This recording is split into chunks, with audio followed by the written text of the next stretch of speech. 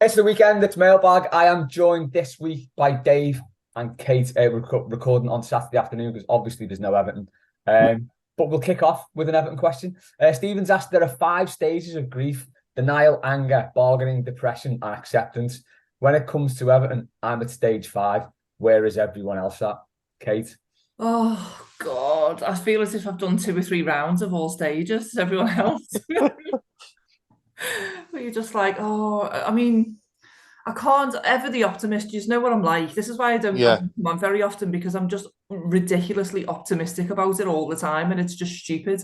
And I think it probably counts as me just being a bit of a divvy about it, frankly. But I just I don't want to fall into the trap. This has probably got the most sense I'll have to say to do with any of the Everton questions this particular podcast. But I don't want to fall into the trap of thinking this is the best thing for us, right? It is what it is. It's an acceptance, right? Something has got to play a part as a catalyst for change here, right? But in my heart of hearts, I don't think we're that team that bounces back. I think when we go down, we're going down with the weight of Bramley Moore around our neck, and that genuinely terrifies me. And that's not just from because it's going the game and it's what we know, and it's the familiarity and it's part of who we are. I mean, I worked at the club, albeit only for a little while, but that will cost people's jobs. And mm, a legacy that goes much, much deeper than oh yeah, it's just what I do for weekends or Monday night footy or whatever it is. And at first I was kind of thinking, right, something's got to change. You know what I mean? This is it now. Yeah, maybe that is the best thing because it'll kickstart something. But I'm genuinely terrified that this is pure Titanic. We're not coming back. yeah, Yeah, do yeah, you know what? That's a good point about Bramley Moore, and that's something that's worrying me because if you look at when teams move stadiums, Mm. you've got to be in a good position to move because yeah. it's such a massive upheaval for everyone. It can cause a dip in the team's form, how the fans feel about the game. Mhm. So if you take Arsenal, for example, when they moved the Emirates, they went from a team that was pretty much winning everything quite regularly, and then they took a dip. Yeah, Spurs the same. Spurs don't win anything because they're as bad as us, but they've definitely dipped, I think, a little bit with the Yeah. new ground. And I just think it's a really tough balancing act. And if you're in a bad position and you move ground, it can be quite catastrophic. So yeah, I think I'm on I don't know, is it stage 6 fatalism? I don't know. yeah. It's interesting you mentioned Kate mentioned that point about Bramley Moore and that being like the albatross around our necks, really, which it's starting to feel like it has done for a while. Before I give what point is what stage I'm at, I think you've referred to the clubs that have gone to new grounds where you need something. You need something positive to go with you, really. I think that's the basic form of what you need to go there with, and we certainly won't be doing that. And the two clubs that I refer to quite a lot these days regarding us have been Coventry and Mm. MK Dons. Now, Coventry, I don't know if you've seen it this week, I've actually sorted something out for the first time in a long, long time where they've actually can go back to the ground now. That's the big And panic for me, Coventry.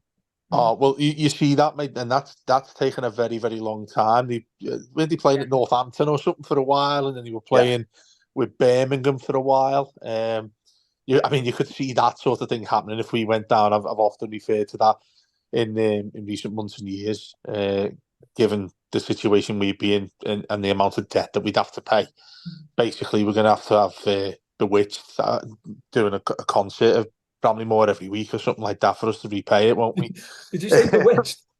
Anyway, yeah, Yeah, I'd fair go enough. to every week, mate. Dave, I'm I'd be not being happy to go and funny. see. That would Yeah, sell out. exactly. That's why I'd be happy to go. Them and Blue.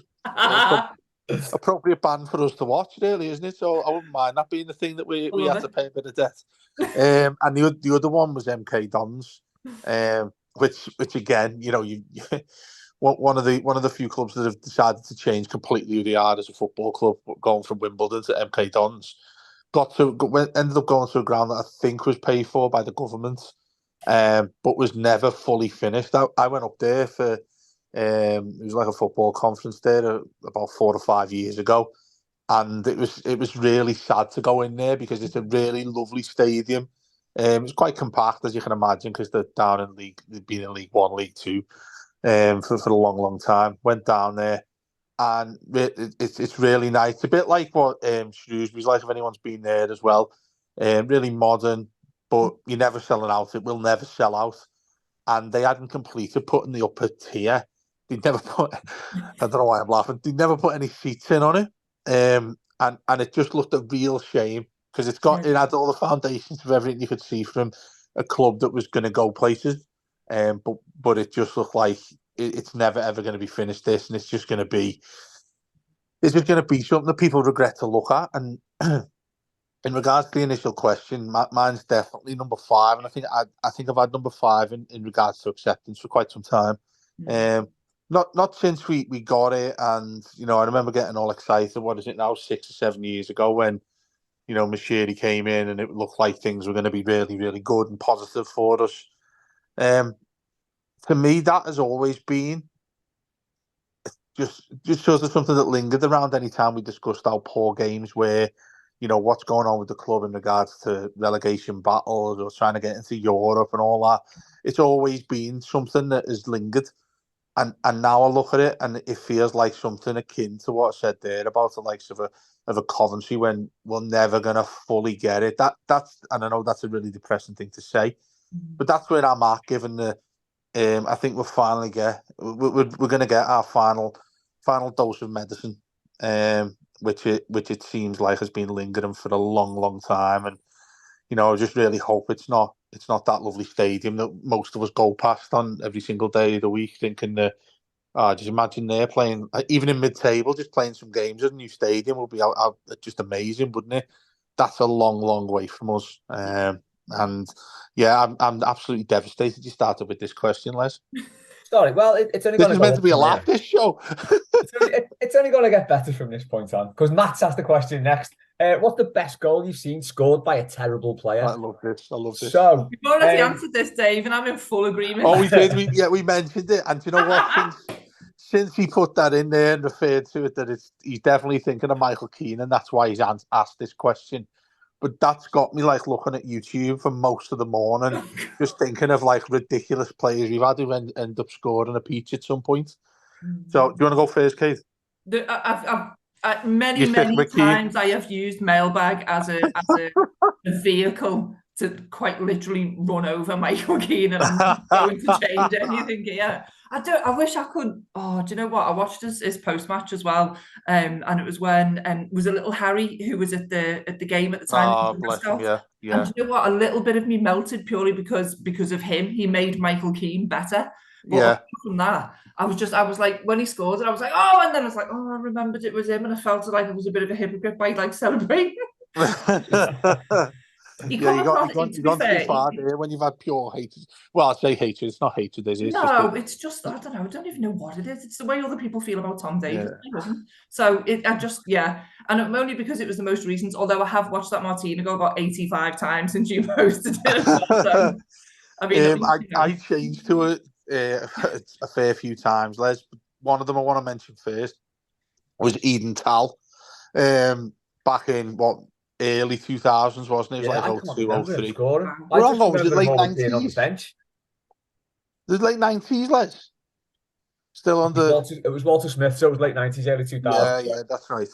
What might have been 2000. I'll tell you when it was, actually. It was 2000, 2001, because it was when that tragedy happened in the States. And I remember going to get tickets for these with my mate. They were in that, £5 each they were, because it was on a Wednesday night. Middle of the week, and I remember getting 2 tickets for me and my mate, who's not even a blue, for where you sit, Les. And went in to see it. I think we were playing Southampton at home, and the crowd, it was about, honestly, like a paltry 21,000 rocked up to it. And he came on off the bench and scored a bit of a snide goal, to be fair. That was the first time he ever did anything for us at all. But the one that went to number 1 for me was Aidan McGeady, because Aidan McGeady is not the worst player we've had. He's far from it, because he had a lot of talent, but I think that's what pissed us off all the most, isn't it? And the goal he scored that was a cracker, but it was when I think it was definitely away from home against Leicester. And the reason I come across that is because we got them on Monday, and everybody's been talking about Mikalenko's great goal there last season. So obviously it's it's in the realms of people chatting on about how we've got on at Leicester, and he scored this. It's a stunning goal. It comes out to him on the left-hand side, right in the corner of the 18-yard box, and he whips it in, and it hits the post. Like honestly, it couldn't get more in the corner than it actually does. And I remember looking at him so many times, and I remember he scored a great goal in the Europa League as well. And I looked at him and thought, because I obviously watching, but I used to watch a lot of Scottish football for some reason. But he was great when he was at Celtic, wasn't he? He's brilliant. He was world class at Celtic. He was brilliant for Ireland. And then when he comes to us, there was a lot of expectations. Got him relatively cheap, and he turned out to be absolute shite. So he's what I'm picking there, but probably one that not many people would look at. But you'd look at like Rondon and people like that. But he was someone who should have been a lot better for us. Yeah, that is a hell of a shout. I wish I'd remembered that goal and used it as the gif. Do you remember it? Was it the game we drew 2-2? We drew 2-2. I think Chris Wood scored, didn't he? And equalised. First day of the season, wasn't it? After the World Cup. Yeah. And we had no players. Yeah. And Chris Wood scored the equaliser. And Naismith scored, didn't he, as well? He looked like a New Zealand rugby player. And then I think he left Leicester, didn't he? And then ended up at Burnley years later. He was great at Leeds for a while. He used to bang them. Did he play for New Zealand? Yeah. Yeah, he banged them in for Leeds, I think, before they got promoted, and then made his big move, in inverted commas, to Burnley. I shouldn't really laugh at them, should I? Because they'll be above us in a few months. Oh, yeah. And then he came here. Where did he go after that? Was it Sunderland? Oh, I think it was Sunderland where he rocked up at. Oh, yeah, I think he did end up there, yeah. But he just reminds me of Martinez so much as well, and it just makes me really angry. Yeah, let's not pull up that thread. No. I started this last. I know. Listen, you need to start. I know Maggie is a big fan of giving us questions every single week, but they need to be updated to something more fun. All right. I'd just like to start off with a little bit of Everton stuff. Andrew replied to this and said Stuart Barlow's volley v Ipswich and put the video up of it. Now, that is probably my favourite ever Everton goal because it was on my 16th birthday. Oh, was it? Yeah. 60th or 16th? I had been banging on to me mates. Stuart Barlow's going to be great. He's going to play for England. And then when he did that on my birthday, I was like, told you. That was for you, that Les. Like pointing at you and everything, kissing the badge. Did he actually get a call? I wasn't sure I made it up because no one mentioned it. No one ever talks about it. Or yeah, probably because did he get a call up to England? What? Did he? And this is a dreadful question because I should really know this. We used to get like shit plays. Did they get a call up under like Graham Taylor? No, I think. Did he get anywhere near the England 11? He was even too bad for that. Unsworth got a game, didn't he, as well? What? Unsworth got a game under Graham Taylor, didn't he, as well? He definitely got an England play for England. Yeah. Oh, God. Definitely. We'll stick in the 90s for a minute. And Liam has asked, will Claus Thomsen get in this side? Oh. Yes. He's only 50 odd now. We probably get a game now. Captain. Yeah. I know it's a tongue-in-cheek question, but I mean, you look how we were against Newcastle, mate. You'd probably throw him in, wouldn't you? Yeah. How we've been this season. I mean, he was dreadful. I mean, really, really bad. I don't think he scored. In fact, I think he scored an own goal. Yeah, against Liverpool. That's right, he did. Yeah, he did, and we drew 1-1, I think. Yeah, we did. Big Dub scored a great goal. But second part of this question, more importantly, which Simpsons character do you think would make a good Evertonian? Mo Sislak. Oh, that's such a good question. Mo Sislak. No, mate, nowhere near him. Oh my God, Mo riding the park end 100%. 78 minutes every match, regardless of the result. And selling ale on Goodison Road. You can't forget as well that Villarreal away game. David Moyes actually modelled himself. He did. On Mo Sislak for that game, so that can never be forgotten. I was going to go with Mr. Burns, just because someone on the board must represent Mr. Burns the way in which he has been. And I can't go for Bill because he doesn't look anything like him, but Miss Sherry, I think, has got a little bit of a look of Mr. Burns. So I'm going Mr. Burns. Look like Mr. Burns? Is it sorry? What Grant Singles looks like? Mate, I haven't even seen this fellow. Who is he? What no idea. Are we not saying, oh, I think Bill Kenwright's got an air of Mayor Quimby about him, surely? Just for the delusion, if nothing else. If he died my of shout, air, yeah, my shout absolutely. is Nelson. I'm going to say Nelson's on the car park on the St. Domingo Road. No, for sure. Nelson would be like someone who does headlocks, so that fits in as well. Oh, well, Dave, that But leads did he, us, though? I know. nicely on to Paul's question.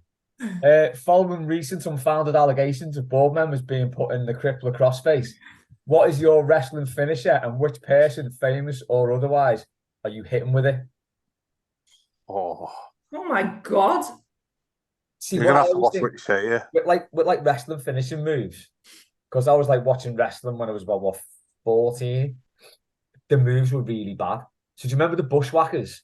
Yeah. The two Aussie guys, their finishing move was one would literally get the other one in a headlock and run into the person, and it finished them. Yeah. Even like Jake the Snake with his DDT, at the time that looked devastating, but it's not even a finishing move now, is it? The DDT, no. Not real. It's real, Kate. Wasn't that Diamond Dallas Page used to do that as his finishing move, and it was just shite. Just what was that? Throw someone dead on the floor, and that was it. Oh, yeah. Oh, listen, I was always on the periphery of all this. I'm sorry, it wasn't necessarily kind of like, none of them were fit, and there were no good girl wrestlers at any point that were mainstream. So, like, I was on the periphery. So anything that was off the ropes was deemed, this is amazing. Yeah. So, it's class these days, it's like just models fighting these days, isn't it? See, Ultimate Warrior, didn't he have the full like tassel things going on that looked like they were out of the handlebars of like a little girl's bike? That's the only reason why I liked him. So, it was, wasn't it? Maybe there was no money left for the costumes at that point, Hulk Hogan and Rock and Roll. But yeah, anything that was deemed off the ropes looked like it would proper hurt, despite the fact that clearly that it was all like, jumping off a turnbuckle. Yeah. I'm gonna say yes, Les, like I know what that means. Yeah, well, you must have heard and seen Stone Cold Stunner, okay? Yes, yeah. Yeah, that would be mine.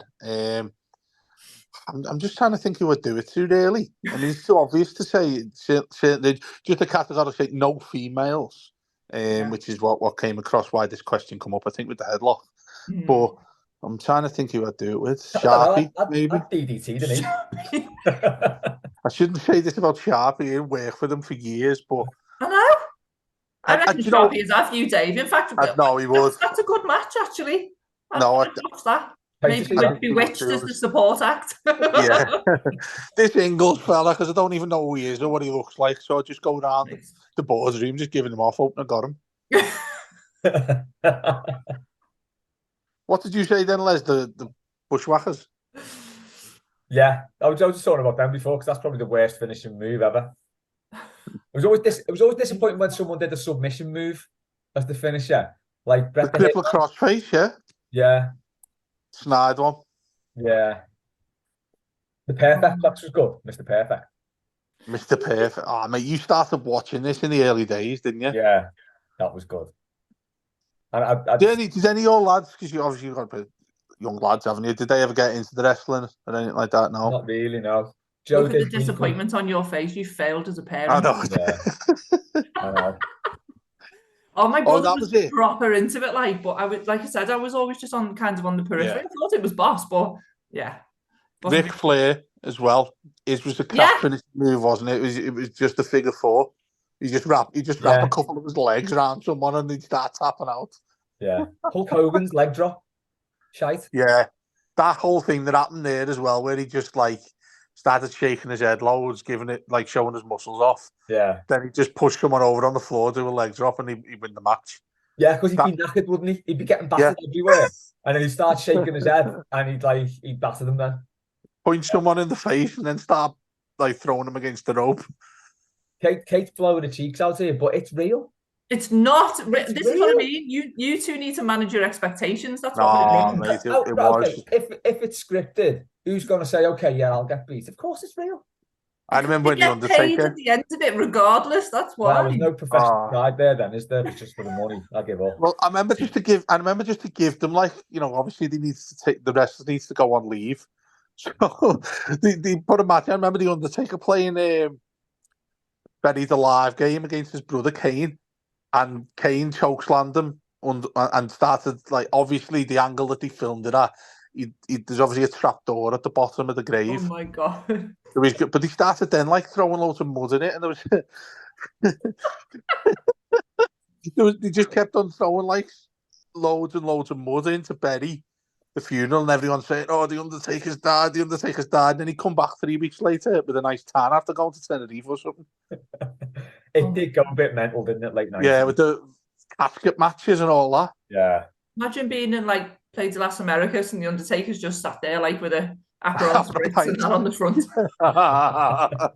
Seriously though, I remember, like, the target for it all was kids, wasn't it, to get young people involved? Listen to you, Tim. It obviously worked. I know, yeah, but no wonder it's people on a bit of a sick one then, because they're heavy stories to throw in, like, 12-year-old kids, aren't they? Yeah.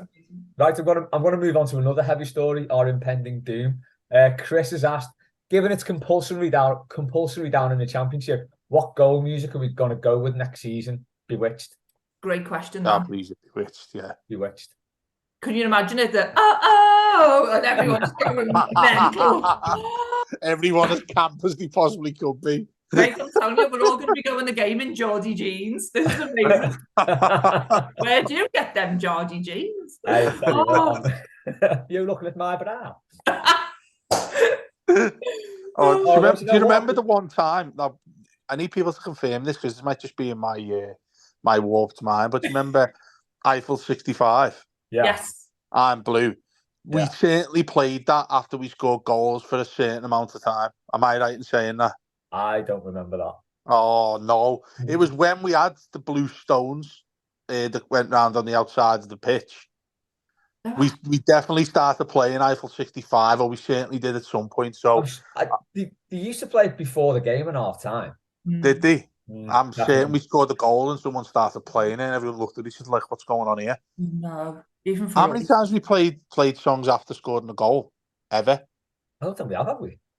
Ever? No, I can't. I remember during lockdown, the Reds played song 2, didn't they, when they scored a goal? Oh my Blair. God. Fucking meths, yeah. I'm going to find this out. You know, I'm sure we played Eiffel 65 when we bagged one in. Grim, that, Everyone might have left because we were 5-0 down or something. I was going to say, do you think we might have just mentally blocked it out? Yeah, that's exactly it. So you just played it on my own, put my headphones on. Days like that. Yeah. Just on that, Dave, about bailing. I'm absolutely gutted that I missed a goal straight from a corner. It's my own fault for getting off. But I didn't even watch it, mate. I didn't go to the game, but I didn't even see it or watch it. It was time at that point.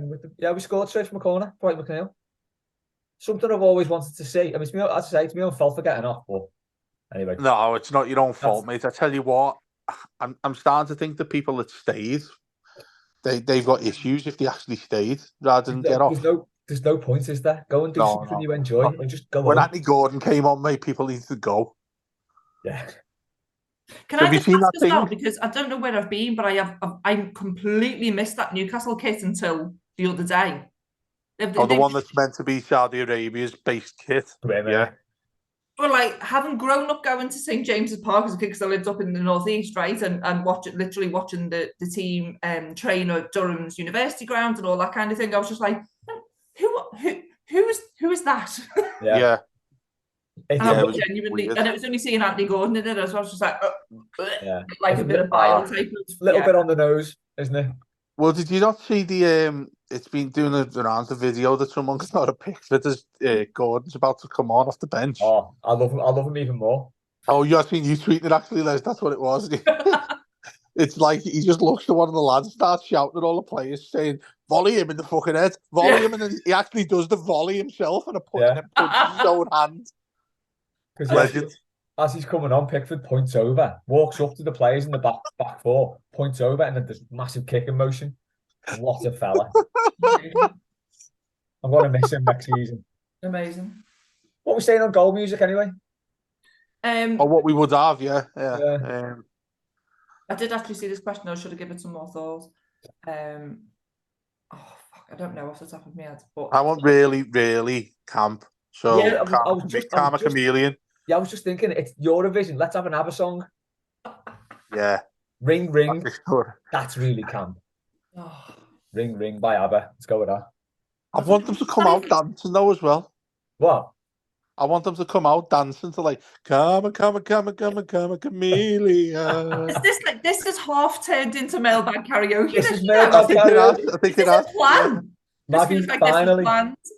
Finally. I'll tell you what, we've got 5 minutes of this section, so we'll move on to one of Maggie's. Do you believe in dice after lamps? There you go. That's the goal music. Share. No, I don't see that. I mean, I like the song. Do you know what I mean? That she's referring to by Cher. I'm not going to sing that one. A few bars out there, Dave. I know. I was going to say, do you believe in dice after lamps? No, I don't. Well, not now. Given that I think the dream's over for Dyche. Not to leave as the manager because I still think we'll have him if and when we do go down. But I don't know. I believe in them for a bit. That Arsenal win looked like we could sort ourselves out. But yeah, I'm starting to. Well, I say starting. I've lost faith. Not in him, not because of him, but because of everyone he has to work. Yeah, has to work with. I think for me the players are shite, but. I mean, why are you not playing Demarai Gray? So when he first joined, Demarai Gray couldn't get a look, and then he came in and did quite well when we needed someone down the middle. And now he's just out again. And that was the thing that really did me head in on against Newcastle is that he didn't. Did he get on at all?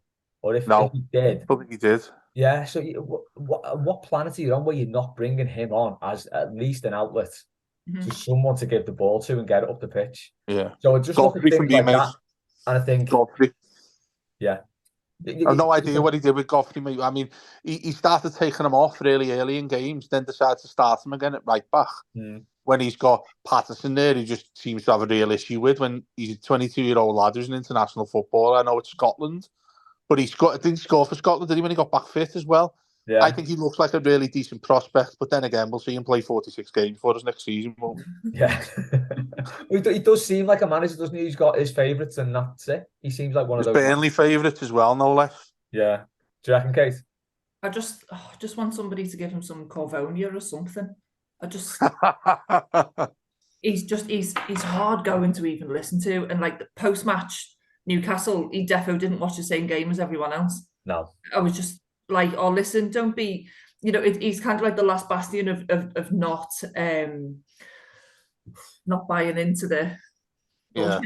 You know what I mean? And you've got to be able to call it. And I know they've also got to fill a certain amount of time, and a lot of it's just bluster anyway. But you know what I mean? It's just hard going, and he definitely needs some cough medicine. Yeah. When that match interview, then just quickly, I know we're changing over now, but that the interview he had at the end of the game, I thought was a complete embarrassment when he started coming on saying Michael Keane played really well and we should have been ahead after the first half an hour.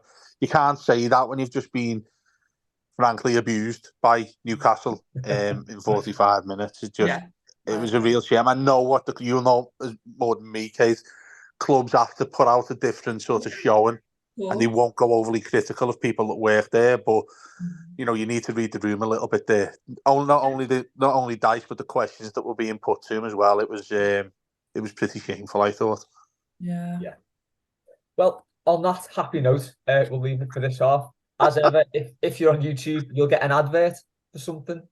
And tell us what it is this week, Les. Hope it's something fun. Don't know what it is. As I said, we can't be held responsible for the adverts. It's all your search history. So if you get something dodgy, it's not our fault. Imagine if it was for Geordie Jeans. Keep saying it. We might maybe it will be Geordie Jeans or it's been a few things, hasn't it? Like chlamydia and stuff. Get your chlamydia. Oh my God! Please don't quote that. I'll stop it there, and we'll come back for the second half in a minute. So, who got what advert then? Was it for STD clinics? People need to let us know these things. I do want to have like a range of what people have been listening to. In fact, if on the off chance that you have actually made it this far through the video, let us know what your adverts were. My money's on the Annie-Rap, I'm telling you, but that's another story. Curious. Okay, so a few from TWS, and then we'll do a few from Maggie as well. He has said, what do we have?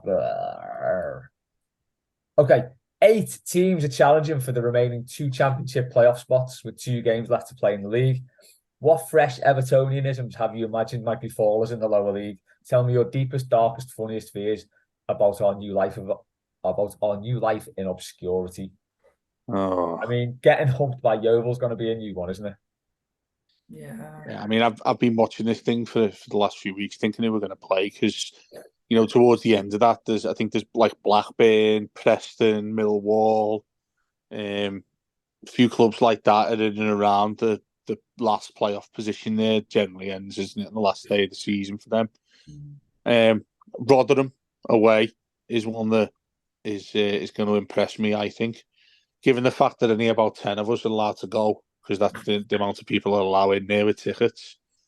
And yeah, I mean, you'll like this, Les. I used to speak to Snods quite a lot about those areas of Yorkshire, and he used to say to me, "Mate, Rotherham's a mad night out." And like judging what Snods has been like, mate. Where's he from in Yorkshire?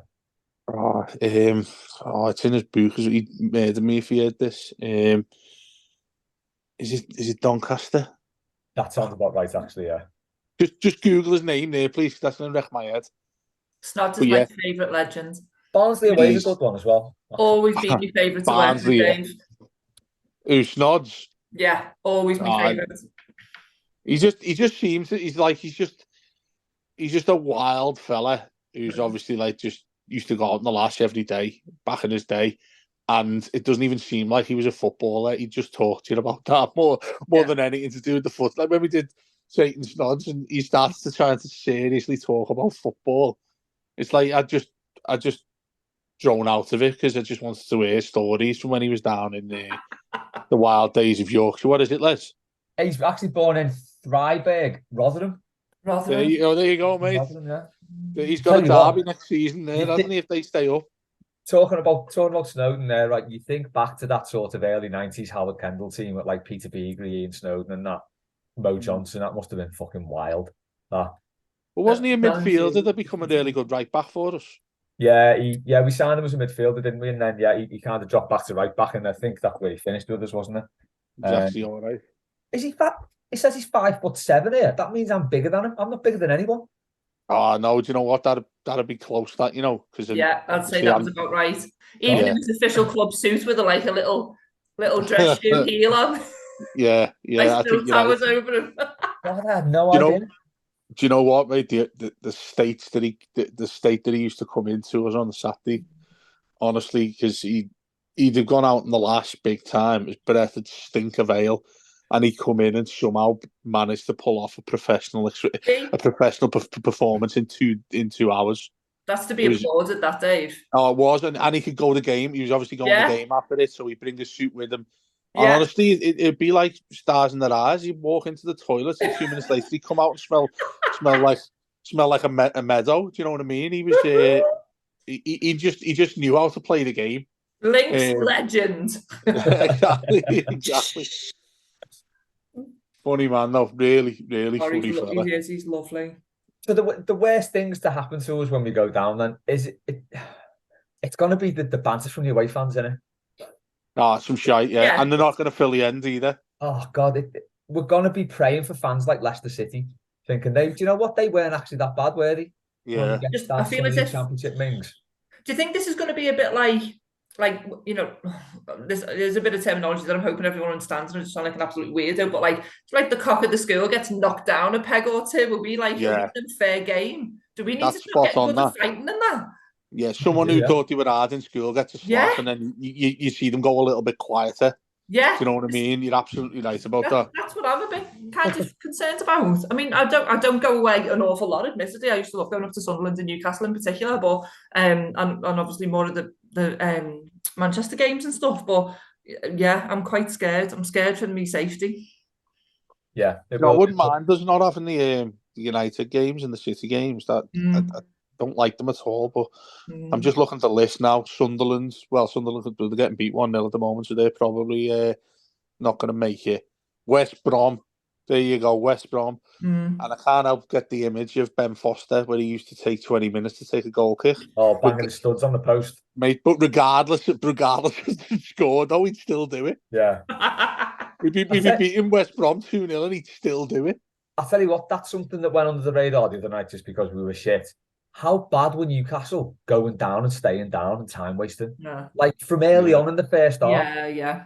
it's pathetic. Yeah. Anyhow, fuck off. I think the worst thing that can happen is for us to have to give up the illusion that like Ryan Reynolds is just going to buy the club. You know what I mean? We're not getting it. This is Wrexham. We're getting it. It's Everton now, and it'll be, you know, that'll be when we actually do finally see what goes on behind closed doors. Yeah. It's not going to be like Hollywood and money. No, just the exact opposite. Yeah, it'll be like, oh God. I'm going to inject a bit of positivity, right, and flip this on its head and say, right, hopefully what we can get is some decent ale and some decent food in the ground. Oh, that's a shout. Because it seems to be better at lower leagues. I mean, I'm using Tranmere solely as my barometer here, but the beer's better there. So if we can, like, do something right, maybe get decent ale in the ground. Because I can't even. This is a Les Roberts. This is a Les Roberts. Les Roberts subliminal message to say how nice it is over this side of the water, isn't it, Les? Yeah, I've got to. You tend to throw this shit in at some point every week. I've got to get that in every time. I'm sorry, I'm never, ever, ever, ever going to let Matt Jones live down the idea of he wanted a cheese board at Bramley Moor when we talked about. Oh, I'm in on that. Oh my God! Of course you are. Well, Spurs. It's your side of the water, mate. Spurs had a cheese room, didn't they? Do you remember? They were going to have like a cheese room, and then they didn't do it. Come on. Yeah, don't. It's no. Go for the match. Stay for the cheese and wine. Come on. Yeah, but going back to that question there, Hull away, stinker. Norwich away, getting mauled by the Tigers. Yeah. Wow. Ends of the earth as well. Oh. And then of course Stoke and Bristol City. But Bristol. What? Bristol will be a good away. Bristol City, yeah, I can imagine there. You're still trying to get that statue out of the ground, aren't you? Yeah. He's still trying to get it out of the. He threw it in the water, didn't he? I think that's game over, isn't it? Yeah. But yeah, no, that'll be good. I think the general consensus, though, the more that like we talk to we go to more of their games, is that. And I've said, like, we'll be like the cock of the school being knocked down a peg or two, and we're going to have to like watch our back. I don't think anybody wants to see us relegated. No, I think there's a lot of support actually, and because of fucking hell, for all those things that we're dead tired of who we are and our history and our legacy and all the rest of it. You know what I mean? And loads of fans love coming, to games at Goodison and that. But yeah, it's just how quickly the tide can turn, isn't it? Really? Yeah. Well, I mentioned Coventry before as well in their ground. Ironically, Coventry up to 5th in the Championship. There's one game left to go after this week, so they could definitely be in the playoffs. Imagine Coventry come up and we went down. Who's your money on for saying we've been sent to Coventry or something along those lines in some shitty newspaper? You just know there's Echo journalists just itching for that, isn't there? Yeah. Itching for that. Probably got a bit. I was going to say something about. Oh yeah, okay. So I'm going to be positive again. After Davey said this started dark, I'm trying to keep the positivity going. I'm just saying if we go down, that's a great positive start. But it's not necessarily the end of the world. So look at Newcastle and Villa. I mean, it feels like we've missed the boat with the investments and that because we fucked it. But you can come back up and you can do all right. No. But no, mate, I'm not having this. No, you can, but I just don't trust the club to do it because you can't. It shouldn't be the end of the world. And if you get relegated, you should be in with a good chance of going straight back up because you technically should still have a better team than most of the you're going into. I'm being positive. That's all. You of all people that I know in my life, actually pulling out some sort of shit out the bag for that. I cannot believe it. You're one of the people that I look at. When I talk about the club, when we do our shows every week, I look at you as somebody who's on a pedestal for me when you talk to the Blues, mate. But you've just, mate, you've pulled that out of one bag that's got a big fat turd in it. Because that you saying that's abysmal shelter. I admit it doesn't suit me. This positivity, I'm just giving it a go.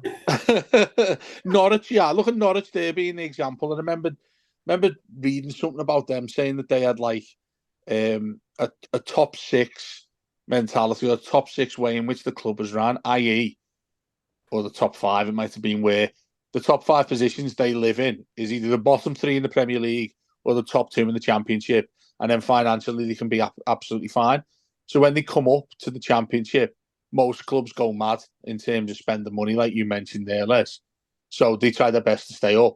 Then if they go down, parachute payments or whatever that crap all happens is, they end up staying well within the top two. So they're constantly yo-yo. And do you remember West Brom used to be called that as well, the yo-yo team.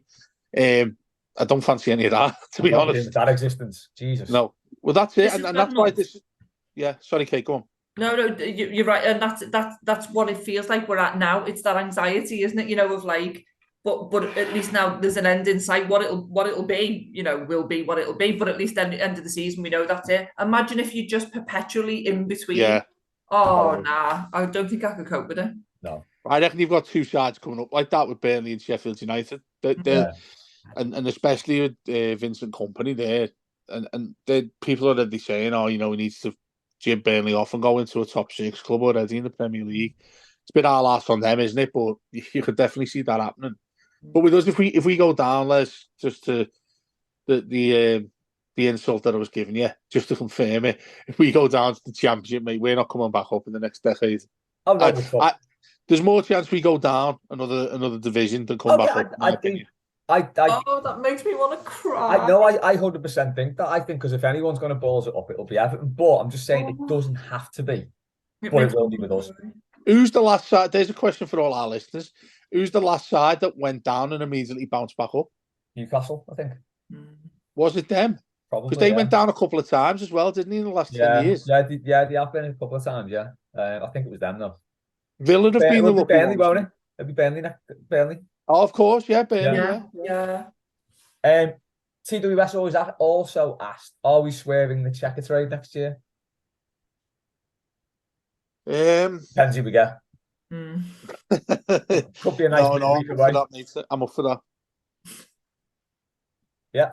So no, going away to see Big Dunk for Forest Green. Yeah, that'll do.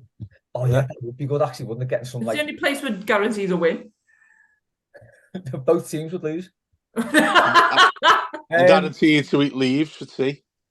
Quick one from Foxy. Thought it cared to be watching the players warm up before kickoff. It was that Dice isn't on the pitch or sideline. So his question is, what does he do during the warm up? Is he sat in his office listening to mixtapes from Stones and Wone? No, I just think he's penning whatever delusional bullshit he's going to say in his post-match interview, frankly. Ooh. Either that or picking his nose, because you can't pick your nose once you're out there, can you? Yeah, that's the way.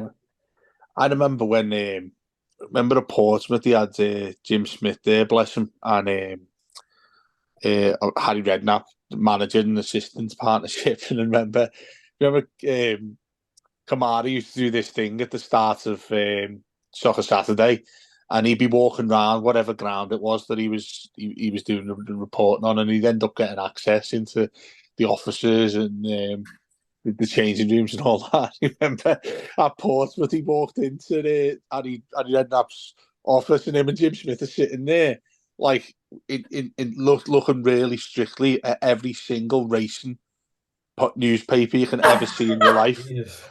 And he walked in, and a pair of them started flipping at him, saying, "Who's let you in here? What are you talking about?" and all that. And then he ended up having a laugh about it in the end, and Harry Redknapp was saying, "Here's my tip for the weekend," and all that. You just couldn't imagine that happening now, could you? Oh my God, imagine it. I know. You can imagine Dice doing that. Maybe. What would Sean Dice be up to? Watching this, I don't know. Like I think he uses his voice too often, which sounds really weird, being a broadcaster myself, like, but I could just imagine being on the phone to like sort out his Sky bill or something like that. He's ironing a white shirt. That's what he's doing. Oh, you know what he'll be doing? He will, Dave. You're right. And you know what? He'll be on hold for like an hour, and then he'll just get through when it's like, right, let's go. Start hearing Z cars. Yeah, it's the sirens and that. Oh shit! Yeah. He's on hold to HMRC. Well, he's doing that thing. We've done it a lot with Sky over the years, where you ring them and you tell them you want out, you tell them you want to cancel it and all this, and then at the very, very, very end, about an hour later, they'll say, I'll give you 50% off for 6 months. Yeah. I reckon he's definitely doing that. Have I told you my Sky customer service story? No. Go on. No, I'll be quick. So basically, years ago, I ordered Die Hard 4 on like Sky Cinema or something like that. And where I lived, the satellite signal would sometimes go when the weather was bad. And basically, I didn't get the last 15 minutes of Die Hard 4. So I saw the whole film bar the last 15. Phoned up to say I want my money back. And genuinely, the woman said, "We saw most of it, didn't you?" No way. Swear down. She said, "You saw most of it." I was like, "Well, yeah, but I didn't see the end. That's not the point." She goes, "Well, you saw most of it, so we're not giving you your money back." I was like, I did, for my fair play, she rendered me completely speechless. Didn't have a clue what to say. Yeah. Never did get me money back, and I've still never seen the end of that film. Oh, did you happen to mention in all of that time that you were like chatting with her, because obviously she wasn't going to give up, that you were a blue? And she's like, "Oh, no way, did you sit in the park end? Did you get off before the final whistle?" Oh, then you'd be all right then, won't you? Yeah. Just completely take it off course, so you don't remember talking about it. That burned me, that Kate. That has burned me. Fair enough. I'll pack in with the positivity, okay? It's all gone to shit. Here we are. Right, Maggie's asked, who'd win in a fight, an angry pack of wolves or Jordan Pickford on a mystery bag he got from some fella at Creamfields? Oh, big, Pickford without the mystery bag, I reckon. yeah, quite happily. Pickford doing his fighting moves like when Anthony Gordon was coming on the other night. Yeah. Well, that's it. Yeah, he'd just see like a pack of Anthony Gordons and volley them And his everywhere. defensive move is just like as if he's got a ball and he's just going to lie on the floor, and then he'll just look up and like wink at the walls, like, Yeah. wasting time. The wolves are all like, "Fuck's sake." What was that film with Liam Neeson in with the wolves? What was it called? Do you know which one I'm talking about? Where he's like, I don't know, a load of baddies have said, and it's definitely not the one with where he goes on the hunt for his daughter and all that. It's definitely not Taken. Taken. I can't. Taken 2, 3, 4, 5, 6, or 7. Yeah, no, it's not. It's him basically ends up walking around the woods and and a gang of wolves. This why probably know what he's seen. A gang of wolves starts attacking him, and he ends up he ends up breaking up like a pint glass and putting all a knife into his fist so he can start kicking off. It's good, but it's not Nigel Pearson. Hang on, had the wolves not seen Taken? Did they not know what he was capable of? What's his bloody name in the set then? Liam Neeson. Liam Neeson. Fucking call him Lee. Liam Neeson. Wolf. What's it called? Wolf. I've got a headline here. The Grey. That's what it's called. The Grey. Oh, yeah, maybe. And just I don't know why. I've no idea what the issue is these wolves have, but they start attacking him. But he puts like a load of glass in his fists, and then I reckon that's what Pickford would do.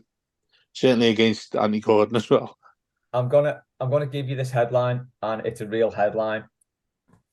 Nigel Pearson gave Wolf a broken jaw after ignoring advice from Romanian locals. What newspaper's that from? The Express. Former Leicester boss Nigel Pearson had a terrifying scare while on holiday. Yeah, he had a fight with some wolves. Oh, I thought you were going to say pre-season or something. Imagine that. What a pre-season tour that was. Yeah. How's that story even happen? So he was on holiday in Romania, and he went out for a walk in the woods against clearly the advice of the local residents. And he cracked the wolf. I think he hit it with a stick, broke his jaw, apparently. Did he interview the wolf? There were 5 of them. Pearson told Sky Sports back in 2015. What they do is that one goes for you and the other circle around until one of them can bring you down. What they essentially do is rip the throat out. I backed myself against the tree. I thought, I don't want to get attacked from behind. I was absolutely goosed at this point. His words. This is not true. This can't be true. He didn't say goosed. Look, that's what it says. It's a oh no. So, right, after throwing himself in a bramble bush to hide from the attackers, Pearson supposedly took drastic action by breaking a wolf's jaw and gouging another's eyes out. Why is he making it sound like he was out in work town on like wonders. Sunday night? He wasn't. He was in Concert Square with the loads of That's lads from exactly Kirby. yeah. That's The just approach work referring to a wonders. gang of bellends as wolves. The rest of the pack scattered, while Pierce himself The pack. has backed up the incredible story. I'm So sorry, he hid in a bramble bush. Like wolves don't use like a scent to hunt shit. well, Why is he making himself out to be Bear Grylls? don't know. That's the story. Anyway. Maybe he'd watched that film with Liam Neeson. Maybe, and he was like, "I'm fine here." Maybe the film was based on him. Yeah. Kicking off on that leads us on to Joe's question. What's your favourite 7 out of 10 movie? Or your favourite 7 out of 10 game? 7 out of 10 game, since that's where he stole the question from. What's a good solid 7 out of 10 movie? Oh, Jurassic Park, mate. Well, I'd rank it personally more than 7, but not many people would. I think 7 out of 10 as well, within the realm of most people. But I'm going to sound like a really bad weirdo here, but I watched that film. I'm not joking. That film and Con Air, I watched those two films, I would say at least 15 times each a year, at least. I am really weirdly obsessed. Weirdly obsessed. And Jurassic Park, 1993, it was groundbreaking, and I just think that's a wonderful film. So I put them both as 10s, but I can see why people have put both at 7s. Does the CGI still hold up in Jurassic Park? I've not seen it. Mate, exactly. That's exactly the point I'm saying. Why it's so good. Yeah. Because when they end up in they end up coming out of the helicopter, drive down the road on the island, and then you see the Brachiosaurus walking. That's the first dinosaur they see. That still stands up to this day. Which is amazing, because if you look back at the Star Wars films from then, they're terrible. It was 30 years ago now. It's 30 years ago. So long ago, Stuart Barlow was rattling them in for the toffees. That's how long ago it was. So you're going to say Stuart Barlow's on Jurassic Park?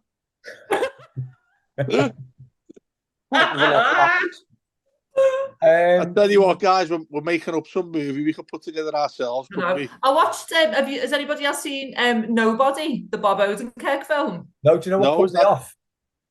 That song's in it. That song's in it, isn't it? That song. Yes. What's that song? That's for me anyway. Solid 7 out of 10. I've said I would watch it. I was going to go to the flicks to watch it because I quite like Better Call Saul and whatnot. He was bossing Breaking Bad and all that kind of stuff. And then I was just like, oh, Flicks is dead expensive and like people. So it didn't. And I waited for it to stream. And then it was like twice as expensive to stream it. So I waited, and it was free as of last week, which is why everyone I know has watched it, or $3.25 or something. And it is solid, easy. Don't have to engage. Don't have to follow the plot. It's just like a Fast and Furious 4, 5, 6, 7, 8, 9. Do you know what I mean? You can just watch it and it's cool. What film's it called? Nobody. What's it called? Nobody.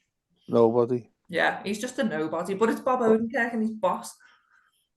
Worth a watch. Putting it on my list. Bob Odenkirk, the best thing I ever saw him in was Curb Your Enthusiasm when he plays a porn star. Yeah, that's well, there we are now.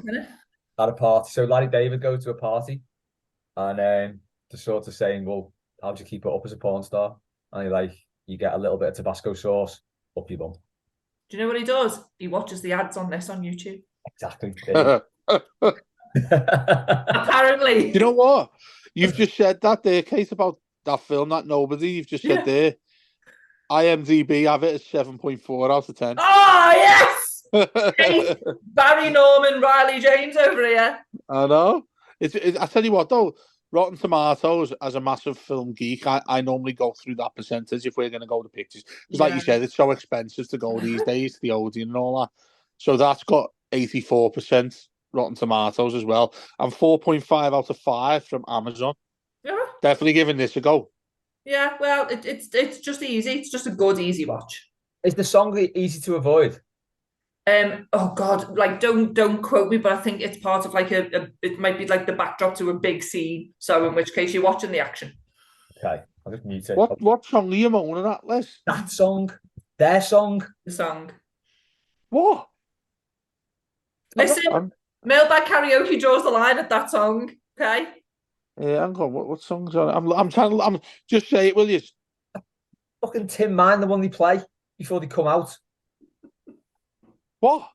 You'll never walk alone, Jesus. Oh, sorry. That song. Right, I just wonder what we were on about then, just going to pull out a song that I was going to argue with you about, and that's the only one that I won't.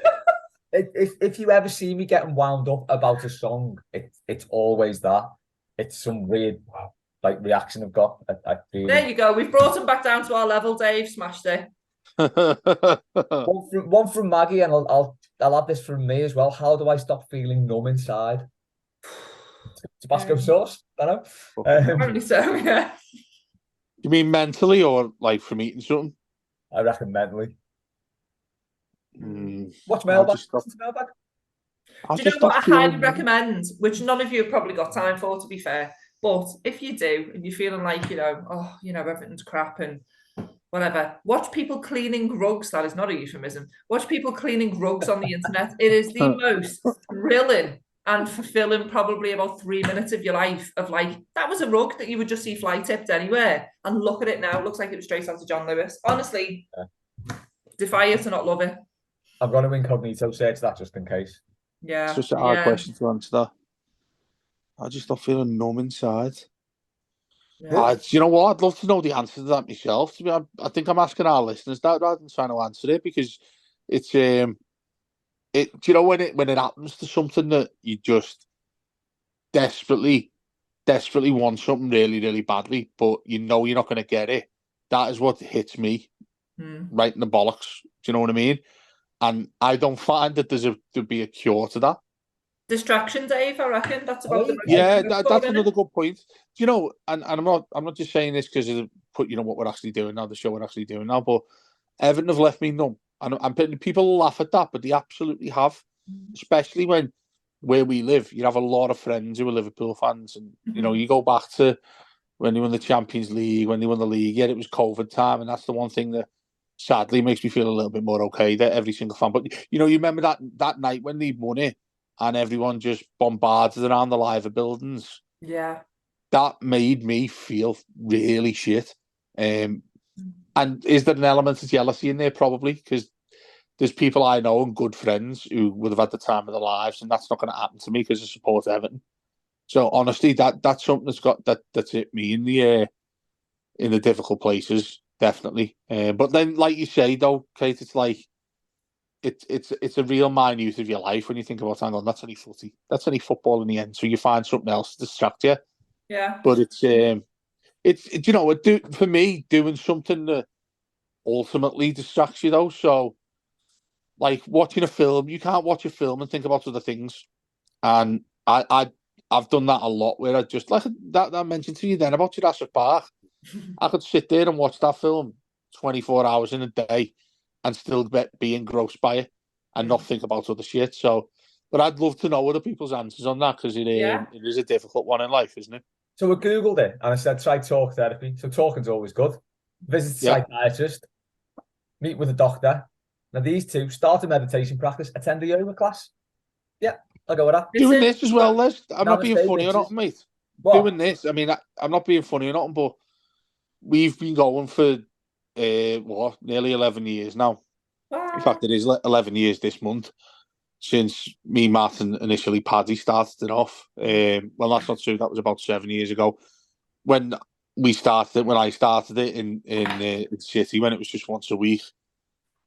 That side of life made things a lot better, because obviously you develop a lot of friends, you two good friends and stuff. Don't want to get too sentimental, but that is a lot of the reason why it keeps you going. Do you know what I mean? Having people like that about.